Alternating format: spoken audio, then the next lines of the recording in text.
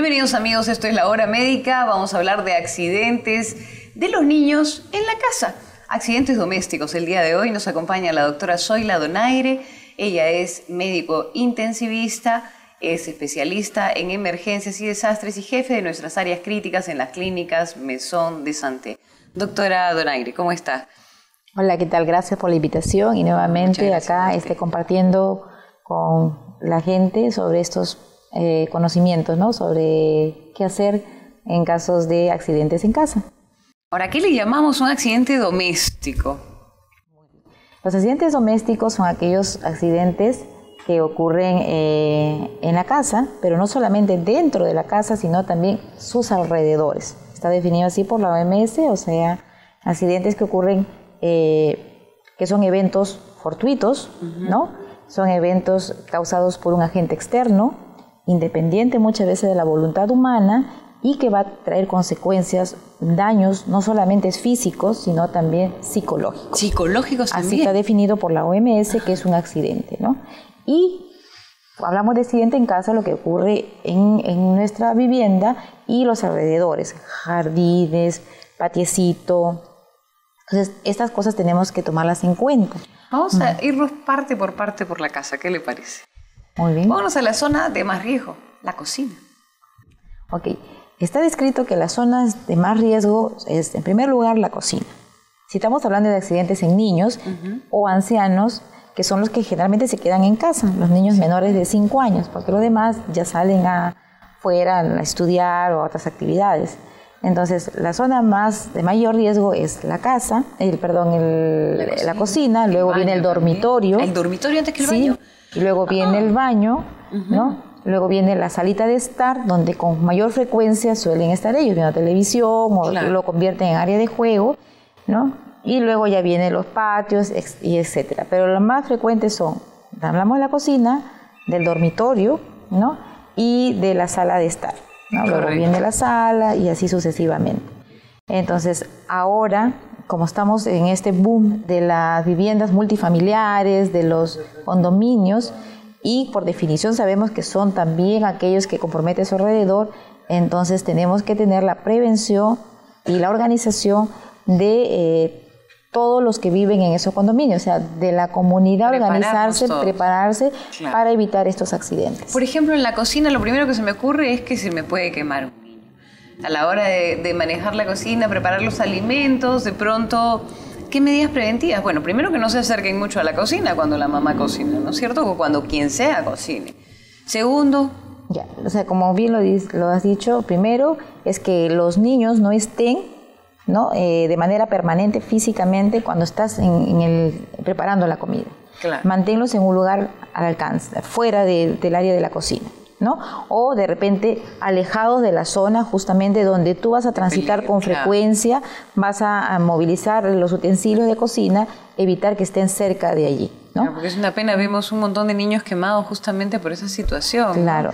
¿No? Dos. De repente jalaron lo importante es, la otra cosa es tener los utensilios de la manera más segura.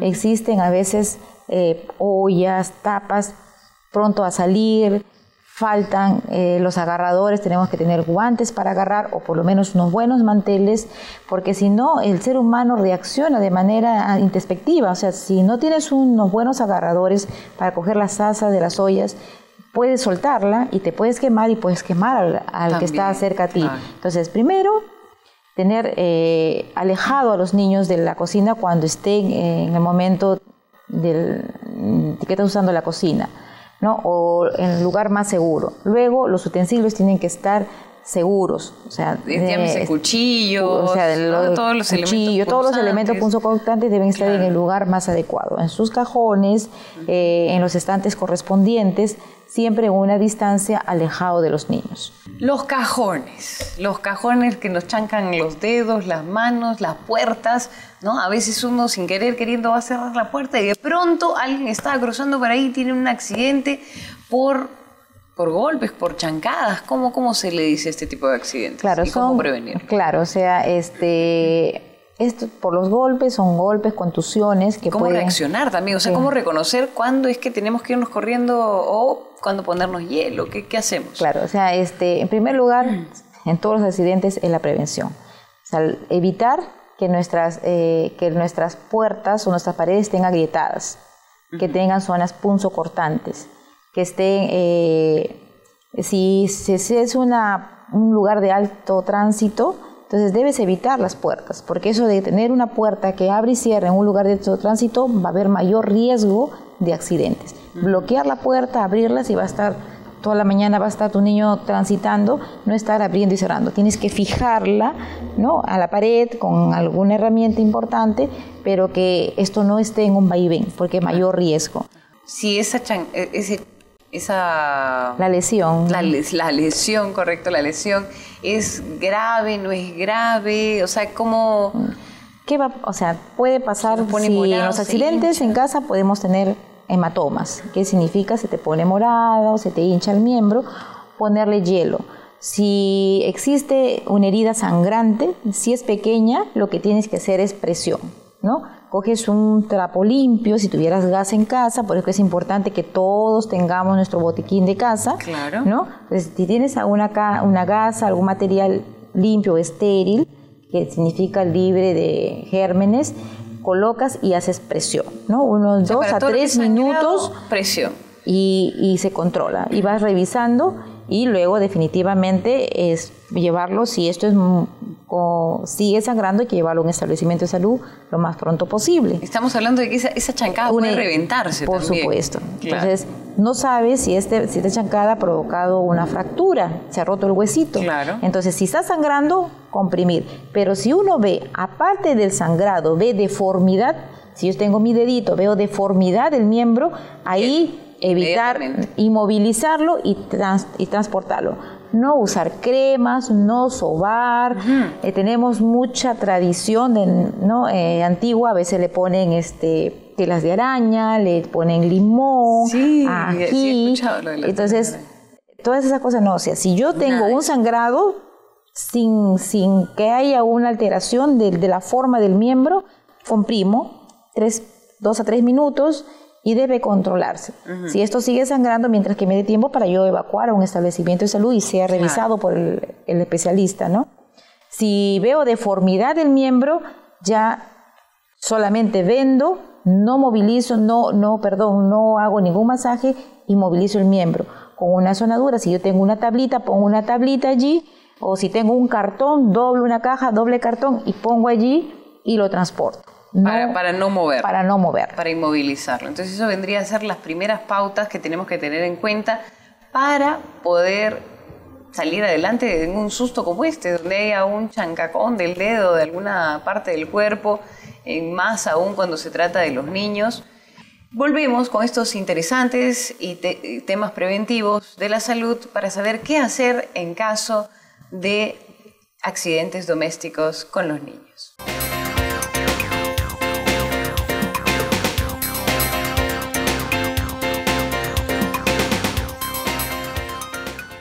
Quemaduras, caídas, accidentes domésticos, atragantamientos, intoxicaciones. Imagínate todo lo que puede pasar.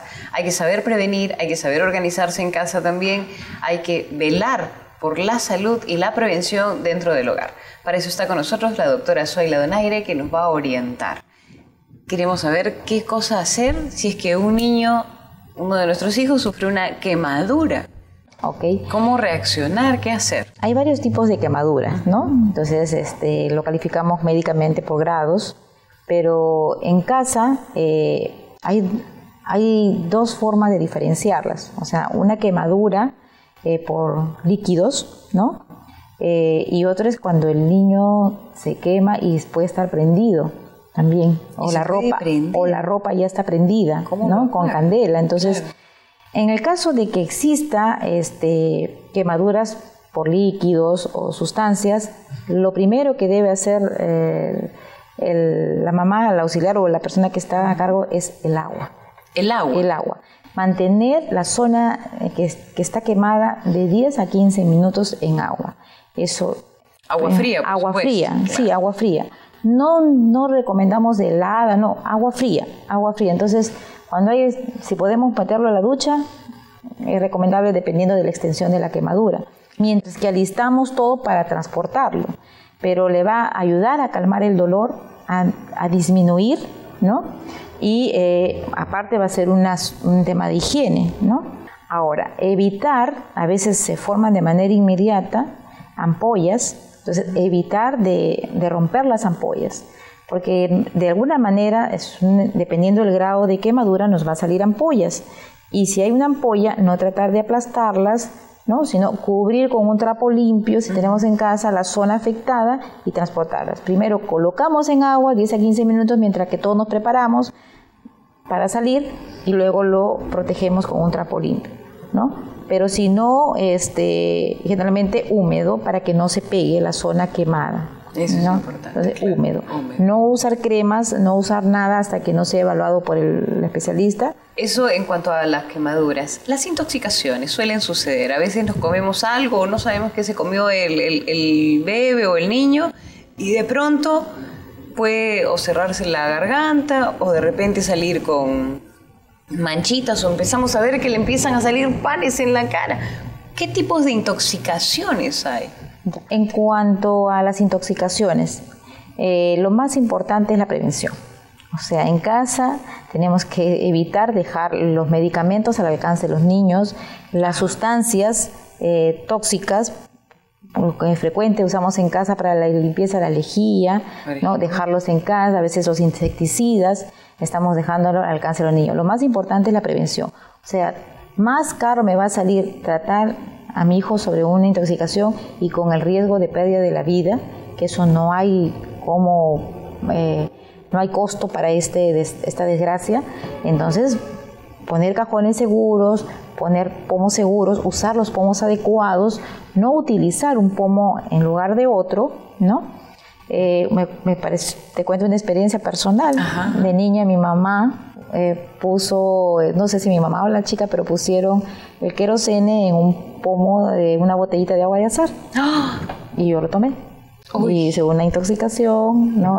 Una broncoaspiración, una neumonía secundaria a eso. Entonces, ¿cuán importante es la prevención? O sea, estamos viendo con lo que nos estás contando, estamos viendo que la cosa puede parecer de una manera recontra sencilla. En este caso te has tomado el querosene porque estaba en una botellita que decía agua de azar, imagínate, y llegaste a tener neumonía. Sí, o sea, y fueron me broncoaspiré porque claro. Como es un hidrocarburo, provoca un poco niña, o sea, muy claro. Pequeña, ¿no? Entonces un poco toses, te asfixias y te broncoaspiras, ¿no? Entonces no recuerdo yo el episodio, pero mi mamá lo pone de ejemplo. Claro. Y entonces, ya todos somos casados, entonces la prevención siempre nos dice el pomo donde debe ser. Ya me pasó una experiencia, ya una de ustedes tuvo riesgo de salud. Felizmente todavía ¿no? está aquí. Todavía estoy acá. Entonces, eso es importante, ¿no? La anécdota. Por eso que a veces ponemos las sustancias tóxicas en botellas de gaseosa. Por ejemplo, claro. Evitar. Entonces, una cosa es evitar. Lo otro es si tú sospechas de que él se ha intoxicado porque ahí salen lesiones o trastorno de conciencia, se desmayó, empieza a botar saliva, algún evento inesperado, ubicar cuál ha sido la sustancia que se ha intoxicado, porque no todos es la misma conducta. Hay algunos que hay que provocar vómito, hay otros que no debemos provocar vómito. Entonces, ¿cuáles son por lo general, esas situaciones? ¿no? Entonces, claro. Identificar y llevarlo al establecimiento de salud. Doctora, me muero de la curiosidad por saber cuáles son las situaciones en donde hay que provocar vómitos y cuáles son las situaciones en donde no.